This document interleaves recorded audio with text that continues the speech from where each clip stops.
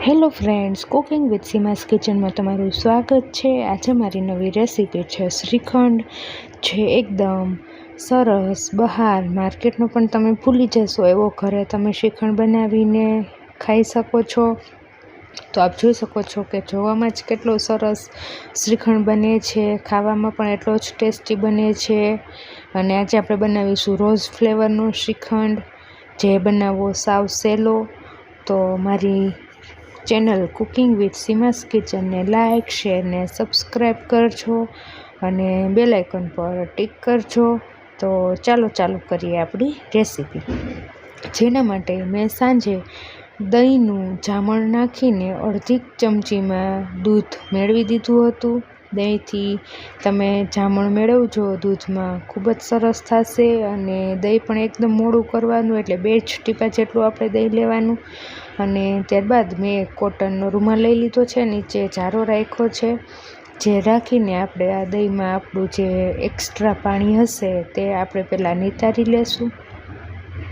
અને દહીંને તમે એ રીતથી કરજો, ખૂબ સરસ થશે।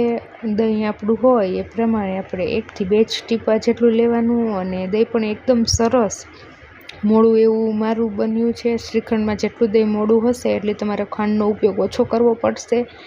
અને હવે આપણે રૂમાલને થોડીવાર માટે ઝાલીને ઊંચો કરશું, એટલે જે એક્સ્ટ્રા પાણી હોય તે થોડું આપણે નિતારી લેશું, જેથી પાણી વધારાનું હોય તે થોડું નીકળી જાય। મારી ચેનલ કુકિંગ વિથ સીમાસ કિચનને લાઇક, શેર ને સબસ્ક્રાઈબ કરજો, જે એક્સ્ટ્રા પાણી છે તે નીકળી જશે। અને ત્યારબાદ આપણે રૂમાલને ગાંઠ મારીને એક ઉપર ડીશ રાખી દેશું અને ખાણી જેવો આપણે ગમે તે વજન રાખી દેશું। અને આ રીતે આપણે તેને ફ્રીજમાં રાખી દેશું। ફ્રીજમાં રાખશું જેથી 2 કલાકમાં આપણું પાણી સાવ નીતરી જાય અને દહીં આપણું એકદમ સરસ મોડું રહે, એ માટે આપણે તેને ફ્રીજમાં જ રાખવાનું। જો તમે બહાર રાખશો તો દહીં તમારું ખાટું થઈ જશે।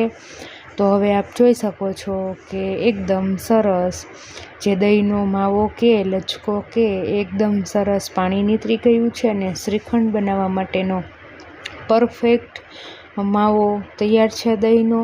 તો હવે એક વાસણ લીધું છે, ત્યારબાદ દળેલી ખાંડ, કાજુ બદામ પિસ્તા, થોડા ચોકલેટના પીસીસ અને 1-2 એલચી વાટેલી અને મિલ્ક પાવડરથી ખૂબ જ સરસ આપણો તમારો શ્રીખંડ મલાઈદાર અને ક્રીમી બનશે।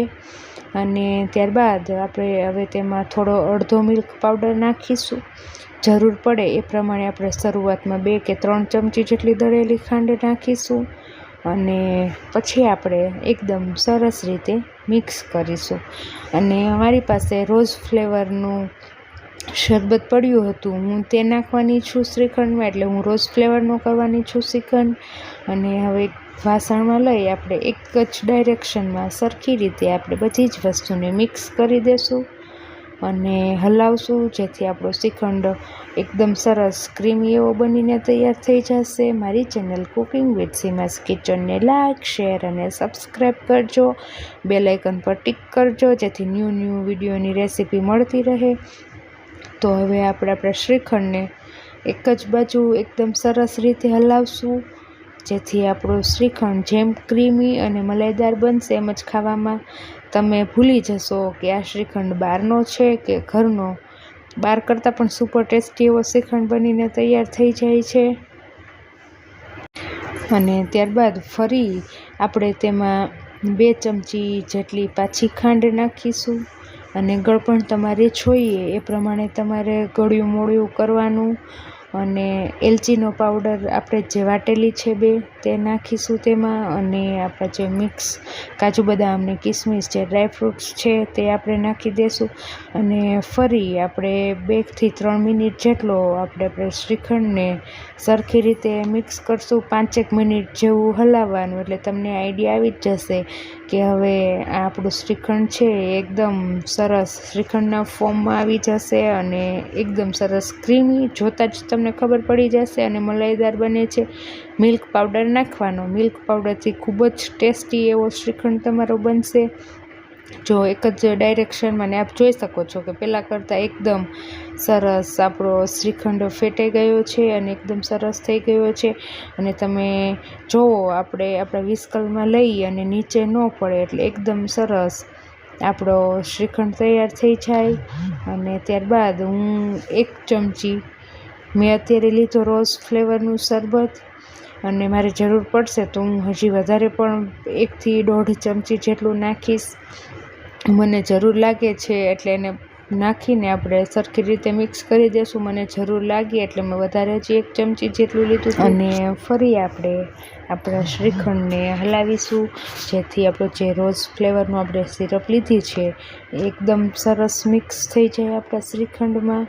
તો આપ જોઈ શકો છો એકદમ ચળકાટ આવી ગયો ને, કેવો સરસ બહારનો હોય એવો શ્રીખંડ. જો આપ જોઈ શકો છો કે હવે એકદમ પરફેક્ટ આપણો શ્રીખંડ બનીને તૈયાર થઈ ગયો છે. તમે પણ આ રીતે કરો તો તમે વિસ્કલ અથવા ચમચીની મદદથી તમે ઊંચો કરશો તો તમારું શ્રીખંડ નીચે પડશે નહીં. એટલે તમારું એકદમ શ્રીખંડની કન્સિસ્ટન્સી એકદમ બરોબર થઈ ગઈ છે. તો છે ને બનાવો સહેલો શ્રીખંડ, તમે પણ આવો જ સરસ બનાવી શકો છો. અને ત્યારબાદ છેલ્લે આપણે ચોકલેટના થોડા કટકા નાખીશું. એ જો એકદમ જરૂર નહીં, જો તમારે નાખવા હોય તો નાખવાના, અથવા તમે સ્કીપ પણ કરી શકો છો.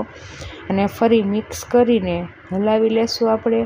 અને હવે આપણો શ્રીખંડ બહાર જેવો બનીને તૈયાર થઈ ગયો છે. અને આપણે તેને એક સ્ટીલ અથવા કાચના બાઉલમાં લેવાનો, અને આપણે તેને ફ્રીઝરમાં થોડી વાર માટે સેટ કરવા માટે રાખીશું. જેથી હું અત્યારે એક સ્ટીલના ડબ્બામાં શ્રીખંડને મારો કાઢી લઈશ. અને ત્યારબાદ હું શ્રીખંડને ફ્રીજમાં અથવા તો ફ્રીઝરમાં સેટ થવા માટે રાખી દઈશ, જેથી ખાવા ટાઈમે આપણો એકદમ સરસ શ્રીખંડ ઠંડો અને ગરમીમાં ખૂબ જ ખાવાની મજા આવે એવો આપણો શ્રીખંડ બનીને તૈયાર થાય છે. તો તૈયાર છે આપણો સરસ એકદમ હેલ્ધી એવો આપણો ઘરનો શ્રીખંડ.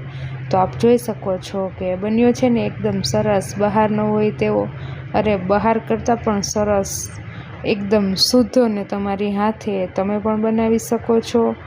તો તૈયાર છે આપણો રોઝ ફ્લેવરનો શ્રીખંડ. મારી ચેનલ કુકિંગ વિથ સીમાસ કિચનને લાઇક, શેર અને સબસ્ક્રાઈબ કરજો. Thank you watching my video.